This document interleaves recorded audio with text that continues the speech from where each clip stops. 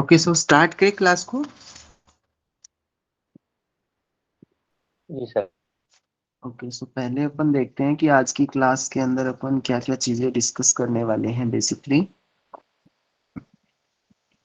पहले तो ये चैप्टर नंबर जो 7 है इसको कंप्लीट करेंगे, इलेक्ट्रोमैग्नेटिज्म वाले चैप्टर को। उसमें क्या क्या चीजें हैं थोड़ा सा ओवरव्यू देख लेते हैं। इसमें आपका इंट्रोडक्शन रहने वाला है।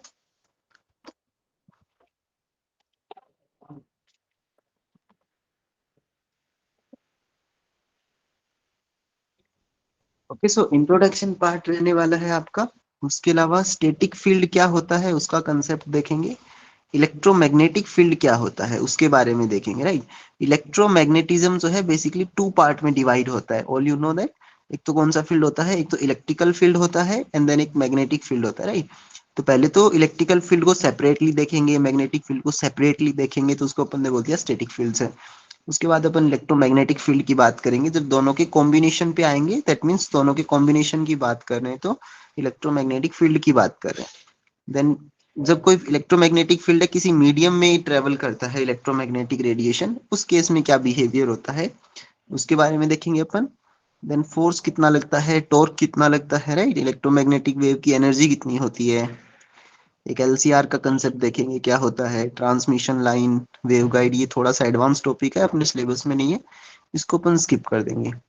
देन अपन ऑप्टिक्स वाला पार्ट देखेंगे। ऑप्टिक्स के अंदर इंट्रोडक्शन, ये एक इंपॉर्टेंट टॉपिक है, इंटरफेरेंस, जहां से आपका आईएमडी के अंदर क्वेश्चन बन सकता है, तो उसको थोड़ा सा डिटेल में देखेंगे। इंटरफेरेंस एंड देन डिफ्रेक्शन की बात की जाएगी। 2 टाइप्स के डिफ्रेक्शन कौन से उनकी अपन बात करेंगे। देन पोलराइजेशन का कंसेप्ट इंपॉर्टेंट है, एक क्वेश्चन डेफिनेटली यहाँ से बनता है, राइट। सो अपन उसकी बात करेंगे। देन कोहेरेंस क्या होता है, और okay, ये सब टॉपिक्स रहने वाले हैं अपने। सो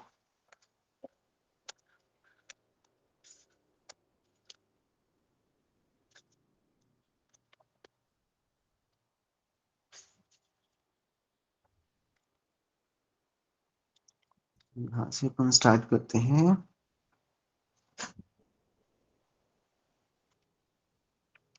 ओके, आपका चैप्टर नंबर 7 है, इलेक्ट्रोमैग्नेटिज्म के ऊपर ही अपना चैप्टर रहने वाला है। इसके अंदर देखो क्या क्या चीजें अपन डिस्कस करेंगे। सबसे पहले तो ये एक कंसेप्ट ध्यान में रखना कि एसआई यूनिट से गाउसियन सिस्टम में कन्वर्जन कैसे करते हैं, राइट। एसआई सिस्टम से आप सीजीएस सिस्टम के अंदर कैसे कन्वर्ट करते हो, तो उसका जो रूल है वो ध्यान रखना। कभी कभार क्या होता है कि जो आपका ये ऑप्शन एलिमिनेट करने वाला ऑप्शन आता है ना, 4 ऑप्शन है, तो उनमें वहां पे ये यूजफुल हेल्प कर देता है कभी कभार। सो सिंपल सा एक चीज ध्यान रखना, जब भी आपको कोई चीज एसआई यूनिट में गिवन है, उसका आपको गॉसियन सिस्टम में कन्वर्ट करना है या फिर सीजीएस सिस्टम में कन्वर्ट करना है, तो जहां जहां पे एप्सिलॉन 0 है उसकी जगह 1/4 पाई कर दो, राइट। तो अगर इतना कर दोगे तो बाकी सब कुछ अपने आप चेंज हो जाएगा। इक्वेशन, जितनी भी इक्वेशन एसआई के अंदर है वो सारी की सारी किसमें चेंज हो जाएगी, सीजीएस के अंदर चेंज हो जाएगी। इसी को अगर दूसरे वे में बोलना चाहे तो इस 4 पाई को आप लेफ्ट साइड में लेके आओ, देन आपको क्या मिलेगा, 4 पाई, राइट, एप्सिलॉन 0। तो 4 पाई एप्सिलॉन 0, इस पूरे की वैल्यू अगर आप 1 रख दोगे तब भी क्या होगा, एसआई सिस्टम जो होगा वो सीजीएस सिस्टम में कन्वर्ट हो जाएगा। तो ये एक रिलेशन ध्यान में रखना। और उसके अलावा इंडिविजुअल देखना हो तो इंडिविजुअल आप इस तरह से देख सकते हो कि एसआई सिस्टम में कोई चीज है उसको गाउसियन में चेंज करना है, तो बी की जगह b/c कर दो, राइट। ए की जगह a/c कर दो, एम की जगह m/c कर दो। इतना ये सारा डिटेल में ध्यान रखने की वजह, अगर आप एक चीज भी ध्यान रखोगे तो अपना काम बन जाएगा। ये सारा की ये जो एप्सिलॉन 0 है उसकी जगह 1/4 पाई करते हैं, ओके। और ये भी अगर याद रह जाए तो अच्छी बात है, बाकी इतना डिटेल में जरूरी नहीं है इसको। सो ये बेसिकली एसआई यूनिट से सीजीएस यूनिट में कन्वर्जन की बातें थी। उसके बाद अपन बात करते हैं स्टैटिक फील्ड्स की, राइट। स्टैटिक फील्ड में सबसे पहले अपन बात करते हैं इलेक्ट्रोस्टैटिक्स की। सो इलेक्ट्रोस्टैटिक के अंदर ये फॉर्मूला बहुत ज्यादा इंपॉर्टेंट है, यहाँ से आपका एक क्वेश्चन बन सकता है, राइट। तो ये ध्यान में रखिएगा, E is equals to minus का डेल फाई होता है, जहां पे फाई क्या है, इलेक्ट्रिकल पोटेंशियल है। देखो यहाँ पे मेंशन किया हुआ है, फाई जो है वो इलेक्ट्रिकल इलेक्ट्रोस्टैटिक पोटेंशियल है, और ई जो है वो क्या है, इलेक्ट्रिकल फील्ड है। तो relation between electric field and electrostatic potential आपसे पूछा जा सकता है। सो बेसिकली क्या होता है, नेगेटिव ग्रेडियंट होता है। इलेक्ट्रिक फील्ड जो होता है वो नेगेटिव ग्रेडियंट ऑफ पोटेंशियल होता है, ओके। सो ये आपको क्लियर होना चाहिए। उसके बाद में पोटेंशियल डिफरेंस का फॉर्मूला ध्यान में रखिएगा। अगर कोई 2 पॉइंट ए और बी के बीच में आपको पोटेंशियल डिफरेंस फाइंड आउट करना है, तो कैसे फाइंड आउट करोगे, आप इंटीग्रेशन करोगे A to B, line integral करोगे इलेक्ट्रिक फील्ड का वहां पे, ओके। ये ध्यान में रखिएगा। अगर आप लिमिट को इंटरचेंज कर देते हो, लोअर लिमिट को अपर और अपर लिमिट को लोअर बना देते हो, इन दैट केस एक माइनस साइन आ जाएगा। उसके बाद में ये ज्यादा इंपॉर्टेंट है, पॉइजन इक्वेशन ध्यान रखिएगा। फ्री सरफेस के अंदर, फ्री स्पेस के अंदर जो आपका इलेक्ट्रोस्टैटिक फील्ड है, पॉइजन इक्वेशन क्या होती है ना, del square phi equals to minus rho upon epsilon zero. जो नेट गेट की तैयारी कर रहे होते हैं उनके लिए इंपॉर्टेंट फॉर्मूला होता है। Important in the sense, exam में क्या होता है कि फाई की वैल्यू गिवन होती है और आपसे रो की वैल्यू पूछ ली जाती है, राइट। सो बेसिकली आपको करना क्या होता है, फाई का डबल डेरिवेटिव करना होता है, राइट। फाई का डेल स्क्वायर निकालना होता है और उसको एप्सिलॉन जीरो से मल्टीप्लाई करना होता है, एक माइनस साइन लगाना होता है। सो आपको ये रो मिल जाता है। रो यहाँ पे ये सब कुछ गिवन है, देखते रहना। रो क्या है, चार्ज डेंसिटी है, एप्सिलॉन जीरो क्या है, परमिटिविटी ऑफ फ्री स्पेस है। ओके, सो ये सब चीजें हैं यहाँ पे। उसके अलावा देखिएगा, कोई भी एक पॉइंट चार्ज है, उसकी वजह से एक डिस्टेंस आर डैश पे कितना इलेक्ट्रिक फील्ड जनरेट हो रहा है, उसकी वैल्यू यहाँ पे गिवन है। देखो यहाँ पे लिखा हुआ है, क्यू जो है वो एक पॉइंट चार्ज है। क्यू एक पॉइंट चार्ज है, कितनी डिस्टेंस पे है, यहाँ पे लिखा हुआ है। ये पूरा कर्व यहाँ पे बनाया हुआ है, इसको देख लीजिएगा। वॉल्यूम एलिमेंट आपका यहाँ पे है, डीटो। ओके, सो इसकी वजह से जो इलेक्ट्रिक फील्ड है पॉइंट, किसी पॉइंट चार्ज की वजह से at a distance r dash पे, वो कितना होने वाला है, ये ध्यान में रखिएगा। Q upon four pi epsilon zero r minus r dash. Electric field की वैल्यू ध्यान में रखिएगा। ओके, उससे ज्यादा आप ये ध्यान में रखिएगा कि फाई की डिपेंडेंसी कैसी है। फाई की डिपेंडेंसी वन अपॉन आर की है, इलेक्ट्रिक फील्ड की dependency one upon r square की है, तो ये चीजें ध्यान में रखिएगा। Okay, moving into next. Similarly magnetostatics के लिए फॉर्मूला ध्यान में रखना है अपने को। मैग्नेटोस्टैटिक में सबसे जो इंपॉर्टेंट फॉर्मूला है वो बायो सावर्ट लॉ होने वाला है, तो बायो सावर्ट लॉ के बारे में ध्यान रखिएगा। ये फॉर्मूले अपने आईएमडी के सिलेबस में के हिसाब से इतना इंपॉर्टेंट नहीं है, ठीक है, थोड़ा सा एडवांस डिटेल हो जाएगा। सो ये पहली बात तो बायो सावर्ट का जो लॉ है उसको ध्यान में रखिएगा, क्या होता है। एम्पियर्स लॉ बहुत ज्यादा इंपॉर्टेंट है। ये एम्पियर्स लॉ की डिफरेंशियल फॉर्म है, ये एम्पियर्स लॉ की इंटीग्रल फॉर्म है, तो आप दोनों फॉर्म ध्यान में रखिएगा। डिफरेंशियल फॉर्म क्या है, del cross B equals to mu zero G, जहाँ पे बी क्या है, देखो सब कुछ मेंशन किया हुआ है। बी आपका मैग्नेटिक फ्लक्स डेंसिटी है। ओके, देन जे जो है वो आपका करंट डेंसिटी है, और म्यू जीरो जो है वो आपका परमिएबिलिटी ऑफ फ्री सरफेस है। ओके, फ्री स्पेस है, तो ये ध्यान में रखना। उसके अलावा इसका इंटीग्रल फॉर्म भी ध्यान में रखना। Line integral of magnetic field equals to mu zero times total current. Okay, total current through the loop, तो ये ध्यान में रखिएगा। उसके अलावा ओके, कैपेसिटेंस ध्यान में रखना। ओके, यहाँ से एक इंपॉर्टेंट फॉर्मूला बन जाता है आपके एग्जाम के अंदर, कैपेसिटेंस। कोई कोई कैपेसिटर है जिसकी जो शेप है वो स्फेरिकल है, स्फेयर है, उसकी रेडियस ए है, तो उसके लिए जो कैपेसिटेंस का फॉर्मूला होगा वो यहाँ पे लिखा हुआ है, फोर पाई एप्साइल, ये जो एप्साइलन जीरो एप्साइलन आर, ये ध्यान में रखिएगा। इन दोनों को मिला के आप एप्साइलन भी लिख सकते हो, right. Epsilon equals to epsilon naught epsilon R. Okay, so ऐसे भी ध्यान में रख सकते हो। तो ये पूरा सब डिटेल में लिख दिया। तो ये ध्यान रखने का कि किसी स्फेयर है जिसकी रेडियस ए है, उसका कैपेसिटेंस कितना होगा ना, फोर पाई एप्सिलॉन ए। एप्सिलॉन को लिखोगे तो एप्सिलॉन जीरो एप्सिलॉन आर। उसके बाद कोई ये ही ज्यादा इंपॉर्टेंट है, बाकी इनको आप देखना चाहो तो देख सकते हो। एग्जाम में मोस्टली जो पूछा जाता है वो स्फेयर के बारे में ही पूछा जाता है, तो स्फेयर का आप लोग ध्यान में रखिएगा। बाकी ऐसे गो थ्रू होने के लिए सर्कुलर डिस्क का ध्यान में रख लो थोड़ा सा, अगर रखना चाहो तो। एट एप्सिलॉन ए होता है, एट एप्सिलॉन जीरो एप्सिलॉन ए होता है। ये थोड़ा सा एडवांस है, इसको अपने को इतना डिटेल में नहीं करना है। एक आप स्फेयर का ध्यान में रखिएगा, ये तो सॉलिड स्फेयर है। उसके अलावा एक कंसेंट्रिक, ये ध्यान में रखिएगा, ये आपका होलो स्फेयर है, राइट। तो कंसेंट्रिक स्फेयर्स है, तो उस केस में क्या फॉर्मूला होता है, इसको ध्यान में रख लीजिएगा। ओके, उसके अलावा देखें क्या है इसमें।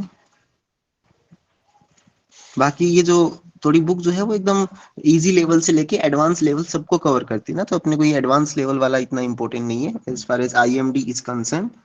एंड एटीसी का जो एग्जाम है उसके लिए बात करें तो ओके, इंडक्टेंस का फॉर्मूला ध्यान में रखिएगा क्या होता है, इंडक्टेंस की यूनिट ध्यान में रखिएगा क्या होती है। और ये देखना कि एन टर्न, कोई सोलेनोइड है उसके अंदर एन टर्न्स है, उसकी लेंथ एल है, उसका एरिया ए है, उन दैट केस इंडक्टेंस का फॉर्मूला क्या होता है ना, तो ये बहुत ज्यादा इंपॉर्टेंट रोल प्ले करने वाला है। यहाँ से आपको एक न्यूमेरिकल भी पूछा जा सकता है, राइट।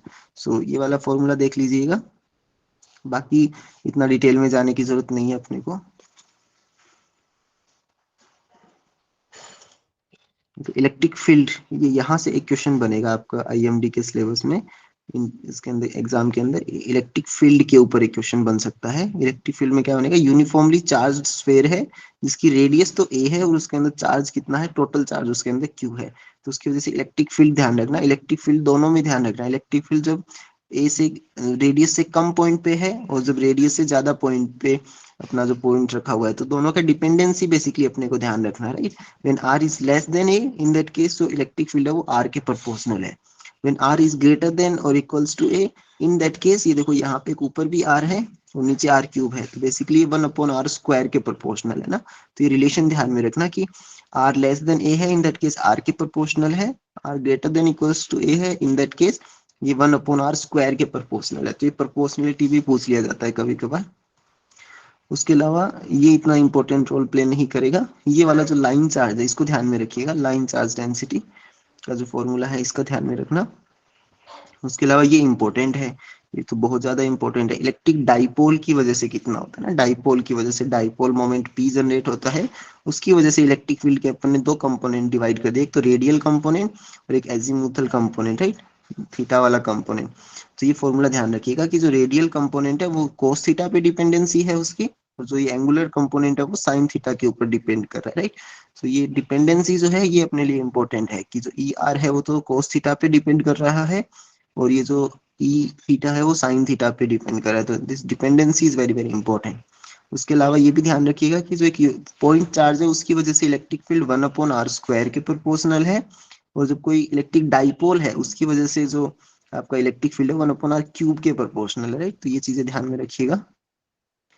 उसके अलावा देखो क्या है, चार्ज सीट, अगर आपके पास कोई इन चार्ज सीट है इसका सरफेस चार्ज डेंसिटी सिग्मा है, इन दैट केस फॉर्मूला ये ध्यान में रखिएगा, ये इंपॉर्टेंट फॉर्मूला है, कैपेसिटर में भी काम आता है ये फॉर्मूला ना।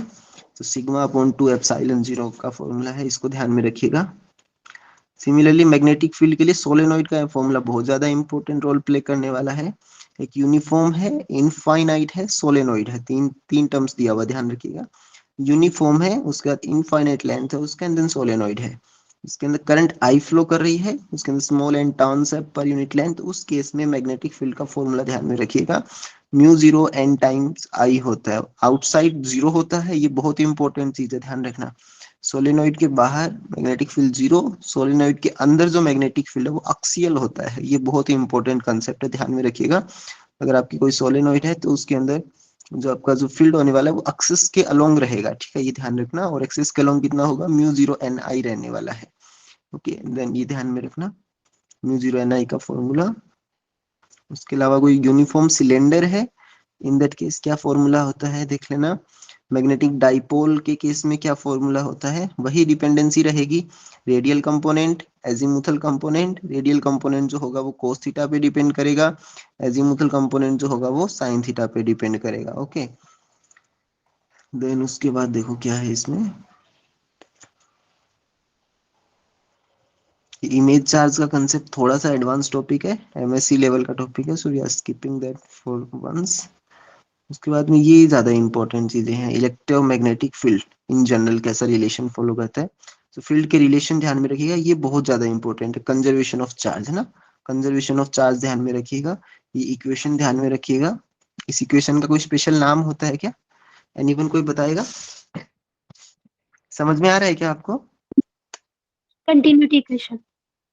हाँ, तो ये बहुत जरूरी चीज है, ध्यान रखिएगा, equation of continuity, right. Equation कौन सी है, इक्वेशन ऑफ कंटिन्यूटी, राइट। तो ये ध्यान में रखना है अपने को। कंटिन्यूटी इक्वेशन जो है वो कौन चार्ज कंजर्वेशन के लॉ को फॉलो करती है। ओके, सो ये ध्यान में रखिएगा और रिलेशन ध्यान में रखिएगा। यहाँ पे जे क्या गिवन है, देखो यहाँ पे गिवन है सारा, जे जो है वो आपका करंट डेंसिटी है, रो जो है वो आपका चार्ज डेंसिटी होने वाला है, टी यहाँ पे टाइम है। सो बेसिकली क्या गिवन है देखो, del rho by del T, rho क्या चीज है, चार्ज डेंसिटी, और चार्ज डेंसिटी के अंदर टाइम के साथ में चेंज हो रहा है, समझ पा रहे हो इसको। चार्ज डेंसिटी के अंदर टाइम के साथ में चेंज हो रहा है, उन इन दैट केस क्या हो रहा है, current density, current density generate हो रहा है, करंट डेंसिटी और डाइवर्जेंस ऑफ करंट डेंसिटी है। तो ये चीज ध्यान रखिएगा। इसका कोई फिजिकल मीनिंग बताएगा क्या एनीवन, कंजर्वेशन ऑफ चार्ज और equation of continuity, continuity equation का फिजिकल मीनिंग क्या होता है? ये चार्ज कंजर्वेशन पे बेस्ड है। उसके अलावा इसको उसके थोड़ा सा अलावा अगर, हाँ बोलिए। जो करंट है ना, मतलब डाइवर्जेंस का मतलब होता है कि वो कितना किसी भी फ्लक्स से रिलेटेड होता है ना, कि कितना किसी भी सरफेस से पास हो रहा है ना, या कितना स्प्रेड हो रहा है, स्प्रेड हो रहा है, स्प्रेडिंग स्प्रेड को हो रहा बोलते है, हैं। स्प्रेड हो रहा है। तो ओके, ये ऐसा है कि जैसे करंट डेंसिटी है, उसके अंदर अगर स्प्रेड है वो इनसाइड हो रहा है, तो चार्ज है वो मतलब इंक्रीज हो रहा है, डिक्रीज हो रहा है, उस अकॉर्डिंग टाइम के साथ में अगर डेल डॉट जे को देखे और चार्ज को देखे तो वो कैसे वेरी कर रहा है उसको दिखाता है। बेसिकली क्या होता है, अगर किसी सिस्टम के अंदर किसी पर्टिकुलर जगह पे चार्ज डेंसिटी टाइम के साथ चेंज हो रही है, चार्ज डेंसिटी चेंज होने का मतलब क्या हुआ, उस रीजन से चार्ज या तो बाहर जा रहा है, या चार्ज उस रीजन से निकल रहा है, या तो उसके अंदर चार्ज इकट्ठा हो रहा है या फिर चार्ज बाहर जा रहा है, तभी तो चार्ज डेंसिटी में टाइम के साथ में चेंज आएगा। और जैसे ही चार्ज उसके अंदर चेंज आ रहा है, दैट मीन चार्ज मूव कर रहा है उस रीजन में, और जहां पे चार्ज मूव करता है वहां पे क्या जनरेट होता है, करंट जनरेट होता है ना, और जहां पे करंट जनरेट होगा तो वहां पे करंट डेंसिटी होगी। तो ये बेसिकली मूविंग चार्ज को करंट से रिलेट कर रहा है। Is it clear? सर इसका मतलब ये है कि अगर करंट फ्लो हो रही है तो चार्ज एक्यूमुलेट नहीं हो रहा। हाँ, ये सब क्लियर हुआ ना आपको? उसके अलावा मैग्नेटिक वेक्टर पोटेंशियल का फॉर्मूला ध्यान में रखिएगा, B equals to del cross A होता है।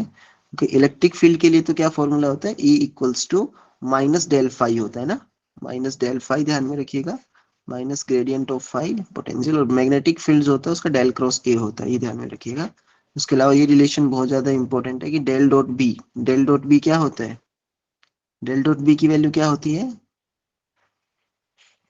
डेल डॉट बी की वैल्यू जीरो होती है, ये ध्यान में रखना है अपने को। उसके बाद इलेक्ट्रिक फील्ड फ्रॉम पोटेंशियल, ये ध्यान में रखिएगा, ये थोड़ा सा आपके नेट गेट के इंपॉर्टेंट लेवल की चीजें हैं। कुलाम गेज, ये क्वेश्चन बन जाता है आपके नेट गेट के अंदर कि कुलाम गेज की कंडीशन क्या है ना, कुलाम गेज की कंडीशन क्या होती है, डेल डॉट ए जीरो, और जहाँ पे ए क्या चीज है, ए अपना वेक्टर पोटेंशियल है, ए वेक्टर पोटेंशियल है, और जो फाई है वो आपका स्केलर पोटेंशियल है। ओके, उसके अलावा लोरेंज कंडीशन एक होती है इस टाइप से, ये आपका ये डायरेक्ट क्वेश्चन नेट गेट में बनते हैं ऐसे, अपने आईएमडी के लिए थोड़ा सा एडवांस हो जाएगा ये।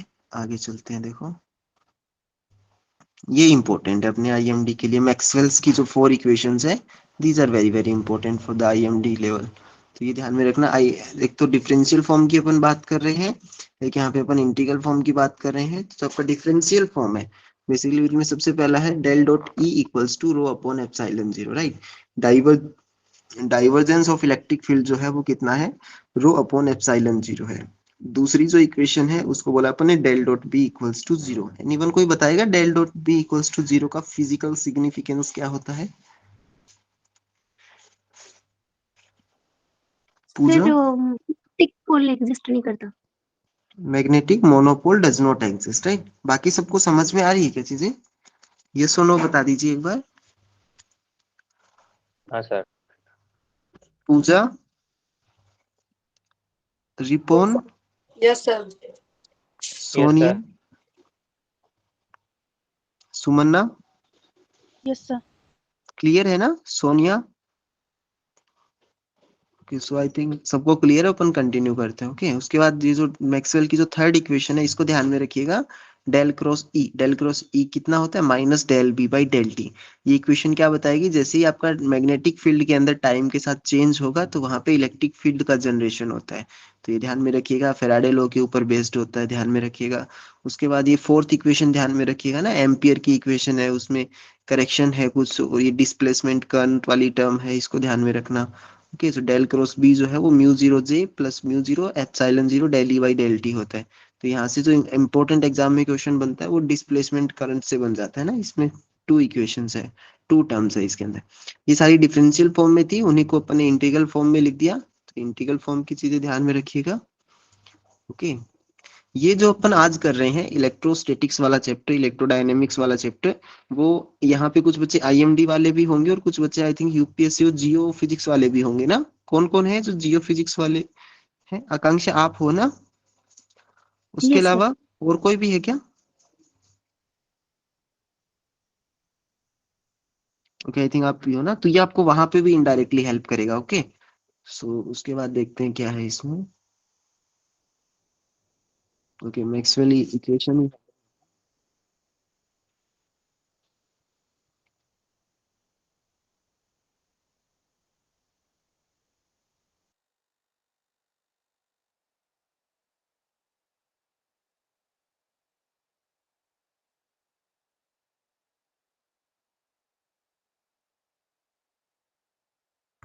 ओके, सो ये वाला कंसेप्ट थोड़ा सा ध्यान में रखिएगा कि जो इलेक्ट्रिक डाइपोल मोमेंट है ना, इलेक्ट्रिक डाइपोल मोमेंट की डेफिनेशन क्या होती है।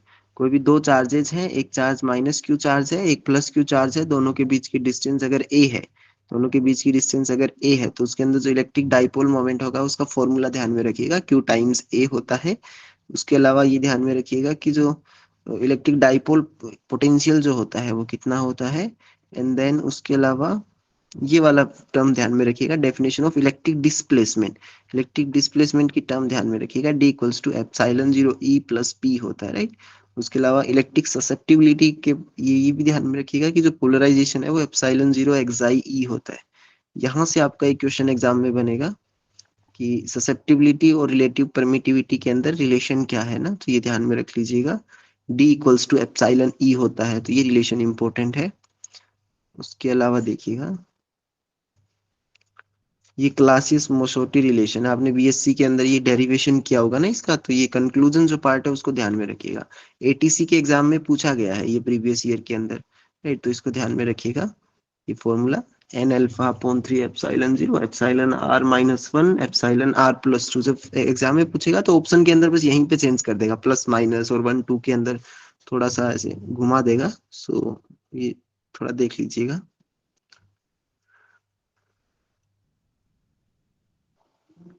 उसके अलावा देखो क्या है इसके अंदर, ये दो फॉर्मूले ध्यान में रखिएगा, definition of magnetic field strength. ये एक तो ये वाला फॉर्मूला याद रखना, B equals to mu 0 H plus M होता है, और एम और एच के अंदर रिलेशन ध्यान में रखना, M equals to chi H होता है। उसके अलावा ये वाला फॉर्मूला ध्यान में रखिएगा। एंड देन यहाँ से क्वेश्चन बन जाता है ना, रिलेटिव परमिएबिलिटी और ससेप्टिबिलिटी में क्या रिलेशन है, सो ये ध्यान में रखना।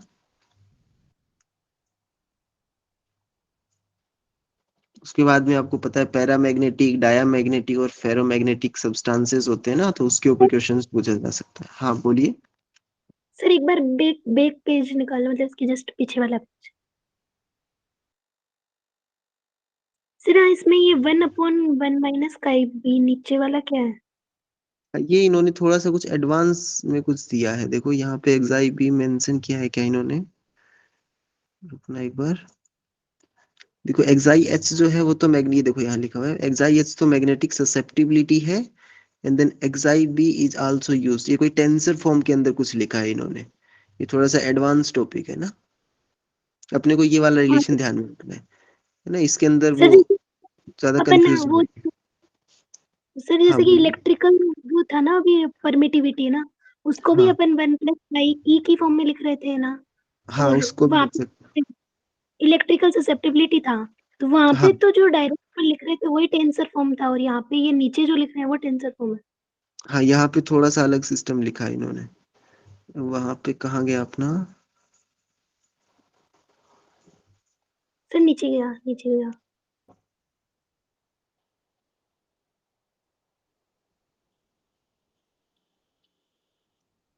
7.88। वाला है ना 7.88, हाँ इसमें इन्होंने डायरेक्ट लिखा है ना, उसमें थोड़ा सा एडवांस फॉर्म में लिख दिया उसको, टेंसर फॉर्म में यहाँ पे लिखा है।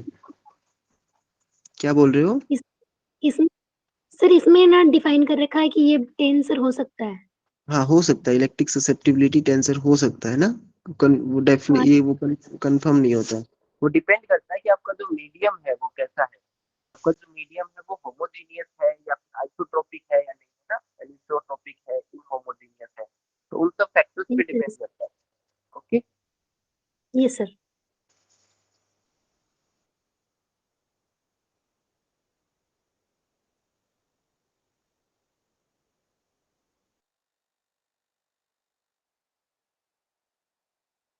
ये जो बाउंड्री कंडीशंस है ये बहुत इंपॉर्टेंट है ना, यहाँ से अपना क्वेश्चन बन जाता है, तो इसको ध्यान में रखिएगा।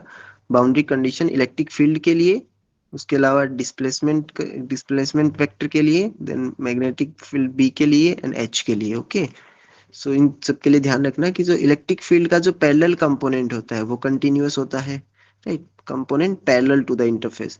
मैग्नेटिक फील्ड का परपेंडिकुलर कंपोनेंट कंटिन्यूअस होता है किसी बाउंड्री के ऊपर, है ना, ये सब चीजें ध्यान में रखिएगा। इलेक्ट्रिक डिस्प्लेसमेंट के लिए ध्यान में रखिएगा, मैग्नेटिक फील्ड स्ट्रेंथ के लिए ध्यान में रखिएगा। तो यहाँ से आपका एक क्वेश्चन पुटअप हो सकता है एग्जाम के अंदर। यहाँ से अगर अपन बात करें तो इसमें ज्यादा डिटेल में नहीं जाके आप ये जो फोर्स का फॉर्मूला है ये ध्यान में रखिएगा, F equals to q E plus v cross B, है ना। एग्जाम में पूछ लिया जाता है कि लोरेंज फोर्स का फॉर्मूला क्या है, तो ध्यान रखना कि फोर्स ऑन ए चार्ज जो है, और F equals to electric field का कंपोनेंट भी है इसमें और मैग्नेटिक फील्ड का कंपोनेंट भी है। ये जो फोर्स लग रहा है वो इलेक्ट्रिक फील्ड की वजह से लग रहा है, और ये जो फोर्स लग रहा है वो मैग्नेटिक फील्ड की वजह से लग रहा है। तो ये वाला फॉर्मूला ध्यान में रखिएगा। उसके अलावा टॉर्क ध्यान में रख लीजिएगा कि जो टॉर्क है, इलेक्ट्रिक फील्ड की वजह से जो टॉर्क होता है वो P क्रॉस E होता है, और मैग्नेटिक फील्ड की वजह से जो टॉर्क होता है वो स्मॉल m क्रॉस B होता है, जहाँ पे स्मॉल m क्या है, मैग्नेटिक डाइपोल मोमेंट है, स्मॉल p क्या है, इलेक्ट्रिक डाइपोल मोमेंट है। Okay, so P cross E and m cross B ये डायरेक्ट पूछ लिया जाता है आपके एग्जाम के अंदर, तो इसको ध्यान में रख लीजिएगा। उसके अलावा इलेक्ट्रोमैग्नेटिक, ये देखो इलेक्ट्रोमैग्नेटिक एनर्जी का एक देख लेना, इलेक्ट्रोमैग्नेटिक फील्ड एनर्जी डेंसिटी। तो इलेक्ट्रोमैग्नेटिक जो फील्ड है उसमें इलेक्ट्रिक फील्ड का कंपोनेंट भी है, मैग्नेटिक फील्ड का कंपोनेंट भी है, तो उसके अंदर जो एनर्जी होगी वो इलेक्ट्रिक फील्ड के साथ भी एसोसिएटेड होगी और मैग्नेटिक फील्ड के साथ भी एसोसिएटेड होगी। तो इलेक्ट्रिक फील्ड के साथ कितनी एनर्जी एसोसिएटेड होती है, 1/2 ε0 E², और मैग्नेटिक फील्ड के साथ में कितनी एनर्जी एसोसिएटेड होती है। तो ये अलग अलग भी ध्यान रखना और टोटल भी ध्यान में रखना। टोटल में अपन क्या करेंगे, इन दोनों का सम कर देंगे। ओके, उसके अलावा देखिएगा क्या है इसमें, हाँ, LCR सर्किट है क्या आपके सिलेबस में, IMD के सिलेबस में, एनीवन? यस सर है।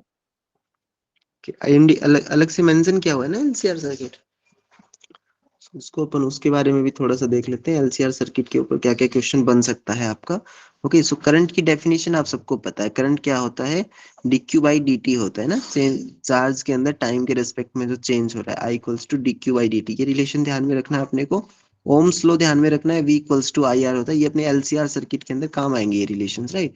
तो Ohm's law V equals to IR, current का formula I equals to dq/dt। Ohm's law का एक अनोदर फॉर्म है, ओम्स लॉ का ही एक अनोदर फॉर्म है, J equals to sigma E. Anyone कोई बताएगा ये एक फॉर्म से दूसरे फॉर्म में कन्वर्जन कैसे होता है?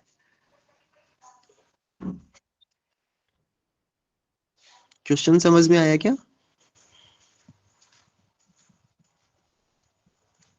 Hello, yes sir. बताइए कि जो एक ओम्स लॉ होता है V इक्वल्स टू IR, इसी का एक दूसरा फॉर्म होता है J equals to sigma E, एक से दूसरे में कैसे कन्वर्ट करोगे?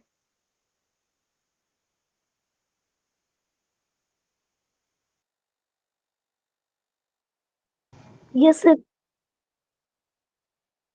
सर इसमें बताइए। ना मतलब जो सिग्मा और जो जे है ना, जे को लिख लेंगे अपन मतलब करंट की फॉर्म में ना।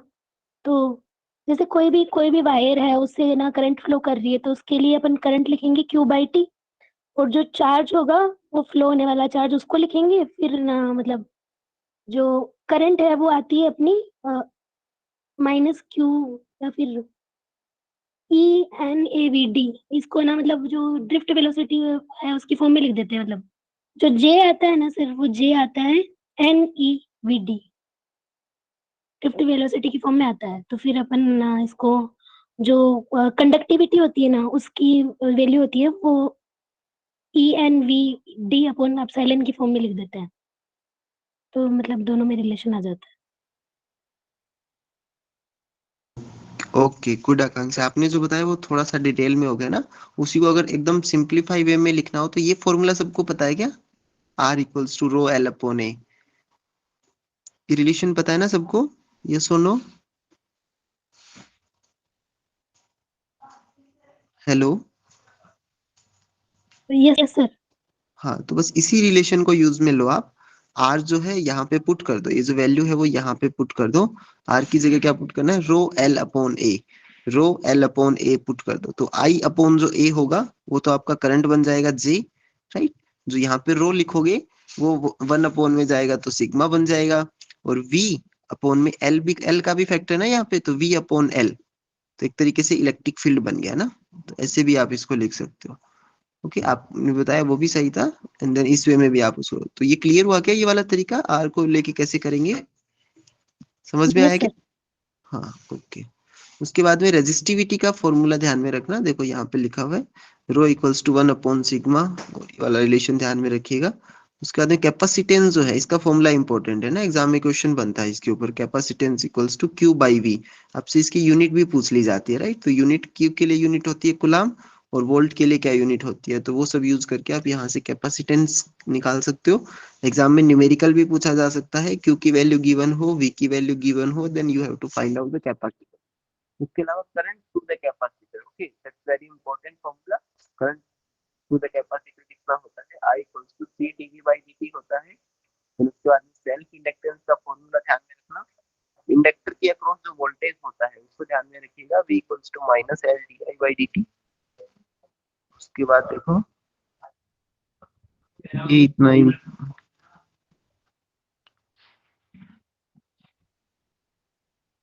ओके। रेजोनेंस क्या होता है, एनीवन कोई बताएगा? What is resonance?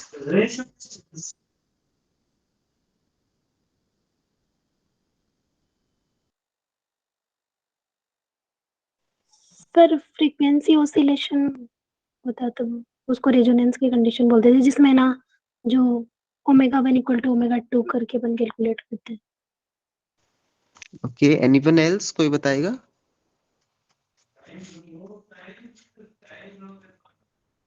ओके, सो आप लोग देख लीजिएगा रेजोनेंस का जो डेफिनेशन है वो देखना क्या होता है। उसके बाद में ये फॉर्मूलाज देख लेना, यहाँ से आपका क्वेश्चन बन जाता है एग्जाम के अंदर। सीरीज एलसीआर सर्किट है या पैरेलल एलसीआर सर्किट है, क्योंकि यहाँ पे मेंशन भी किया हुआ है डायग्राम। सीरीज एलसीआर सर्किट में क्या होगा, एक यहाँ पे एक R रहेगा, एक L रहेगा, इंडक्टेंस रहेगा, एक रेजिस्टेंस रहेगा, एंड देन कैपेसिटेंस रहेगा। वो दोनों सीरीज में जुड़े हुए रहेंगे।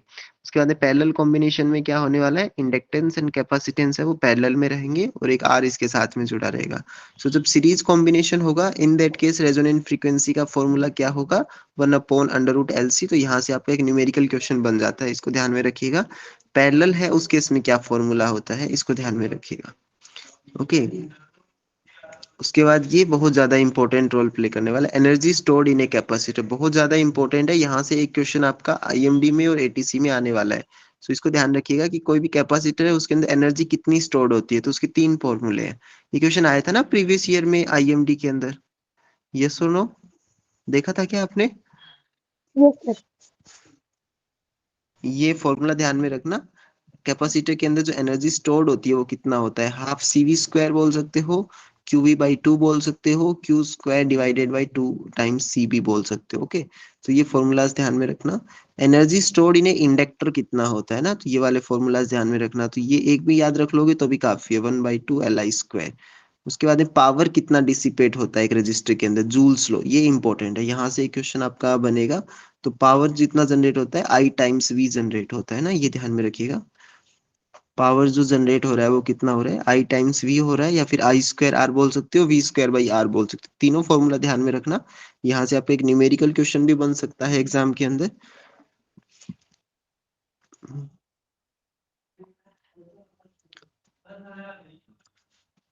ओके, उसके बाद में इम्पीडेंस ध्यान में रखिएगा। कैपेसिटर के लिए कितना होता है, 1/I/ओमेगा C होता है ना, और इंडक्टेंस के लिए I/ओमेगा L होता है।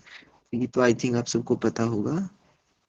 उसके बाद में किरचॉफ लॉ ध्यान में रखना। किरचॉफ के 2 लॉ है, एक करंट के लिए है, एक वोल्टेज के लिए है, राइट। सो करंट का लॉ क्या है, समेशन किसी भी एक पर्टिकुलर नोड के ऊपर इनकमिंग जितनी करंट आ रही है, आउटगोइंग करंट जितनी आ रही है, दोनों का समेशन करोगे then you will get 0। And then voltage का लॉ ध्यान में रखिएगा, किसी लूप के अराउंड क्लोज लूप के अंदर जो वोल्टेज डिफरेंस होगा टोटल जो होगा वो 0 हो जाएगा। तो ये दोनों लॉज ध्यान में रखिएगा। एनीवन कोई बताएगा कि जो फर्स्ट लॉ है किरचॉफ का वो कौन सी कंजर्वेशन लॉ को फॉलो करता है? ये एग्जाम में क्वेश्चन बनेगा आपके। सेकेंड लॉ जो है वोल्टेज का जो लॉ है वो कौन से कंजर्वेशन लॉ को फॉलो करता है? सर चार्ज कंजर्वेशन और एनर्जी कंजर्वेशन। कि सुमन्ना आप बताइए, करंट का जो लॉ है वो कौन से कंजर्वेशन को फॉलो करेगा?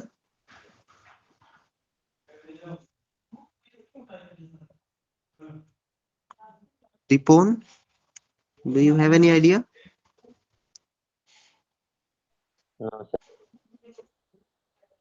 सो बेसिकली ध्यान में रखिएगा, आईएमडी के अंदर ऐसा क्वेश्चन बन सकता है। पहला जो फर्स्ट जो है किरचॉफ्स का लॉ, करंट लॉ जो है वो बेसिकली चार्ज कंजर्वेशन को फॉलो करता है, और जो सेकंड लॉ है वोल्टेज वाला लॉ वो आपका एनर्जी कंजर्वेशन को फॉलो करेगा, ओके। उसके बाद में ट्रांसफॉर्मर के बारे में कुछ कुछ कंसेप्ट ध्यान में रखिएगा। ये है क्या आपके सिलेबस में ट्रांसफॉर्मर? थोड़ा सा देख लेते हैं इसके अंदर। यस सर ओके, है। है ना? तो ये ध्यान में रखिएगा इसके अंदर क्या क्या चीजें ध्यान में रखनी है अपने को, क्योंकि इसमें दिया हुआ नहीं है डिटेल में चीजें, क्योंकि अपन ट्रांसफॉर्मर के ऊपर अलग से क्लास लेंगे एक, वहां से समझेंगे इसमें क्या है। ट्रांसमिशन और वेवलाइट वाला जो टॉपिक है वो थोड़ा सा एडवांस टॉपिक हो जाएगा। ये सर नहीं है वैसे इसमें ना? सब है ना, LCR circuit, dynamos, motors, transformers, Peltier, Seebeck effect, Thomson effect और इनके एप्लीकेशंस, वो सब है क्या आपके इलेक्ट्रोलाइसिस। पीछे? यस सर सब है। ओके, सो उसको अपन एक बार डिटेल में फिर से कवर कर लेंगे। ओके ओके ओके, ये थोड़ा ध्यान में रखिएगा, वेव्स के बारे में ये चीजें ध्यान में रख लीजिएगा। इलेक्ट्रिक फील्ड के लिए कैसे इक्वेशन लिखते हो आप, मैग्नेटिक फील्ड के लिए कैसे इक्वेशन लिखते हो ना, ये रिफ्रैक्टिव इंडेक्स का फॉर्मूला ध्यान में रख लेना। यहाँ से क्वेश्चन बन जाता है आपका एग्जाम के अंदर। वेव की जो स्पीड है वो c/n होता है ना, ये ध्यान में रखना। n क्या है, जहाँ पे रिफ्रैक्टिव इंडेक्स है, यहाँ पे दिया हुआ है n जो है वो आपका रिफ्रैक्टिव इंडेक्स है। सो स्पीड ऑफ लाइट है किसी भी मीडियम के अंदर कितना होता है, speed of light in vacuum divided by the refractive index of a medium. और किसी भी मीडियम का रिफ्रैक्टिव इंडेक्स कैसे निकालोगे, वो इस फॉर्मूले से आपको पता चलेगा, under root epsilon R and mu R. Relative permittivity and relative permeability दोनों का प्रोडक्ट, देन अंडर रूट लोगे तो आपको रिलेटिव ये मिलेगा रिफ्रैक्टिव इंडेक्स। और जब रिफ्रैक्टिव इंडेक्स का डिवाइड कर दोगे speed of light in free space में, तो आपको मिलेगा वेलोसिटी।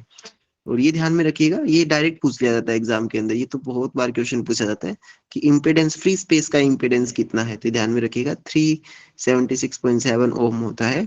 और ये वाला फॉर्मूला भी पूछ लिया जाता है कभी, under root mu 0 upon epsilon 0, right? तो ये ध्यान में रख लेना।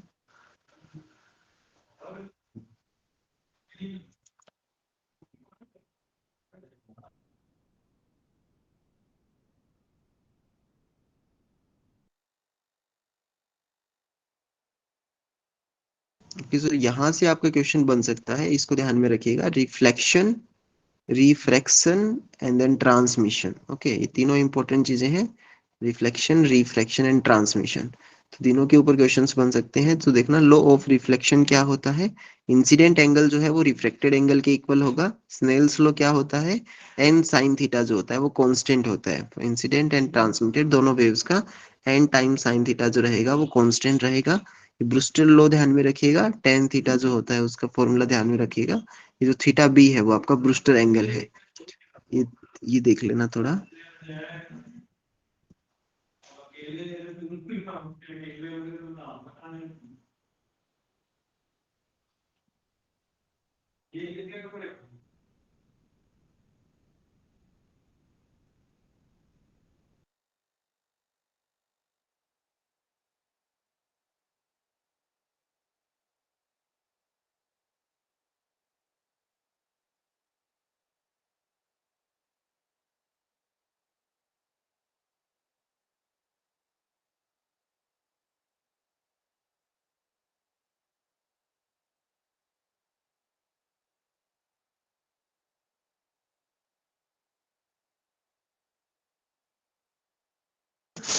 हेलो, यहाँ तक किसी को कोई डाउट है तो बताइए।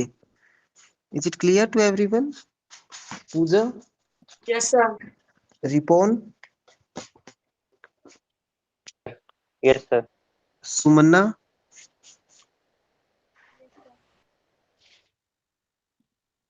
आकांक्षा,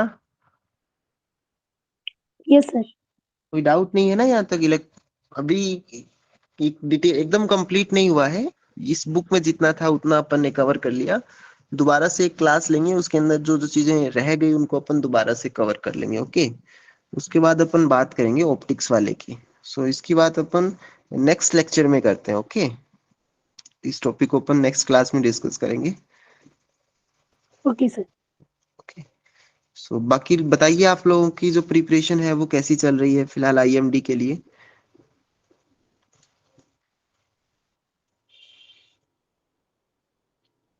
हेलो, पहले एक यस बार आप इंट्रोडक्शन बताइए। आई डोंट नो, रिपोन आपने बताया था क्या? एक बार दोबारा से हाँ बता सर। दीजिए। हाँ, आप कहाँ से हो? वेस्ट बंगाल से? सर मैं असम से हूँ। आसाम से। और आपने एमएससी हाँ। मैथमेटिक्स में किया, राइट? हाँ सर। ओके, सो अभी IMD के लिए प्रिपेयर कर रहे हो ना? हाँ सर। हाँ, सो कैसी चल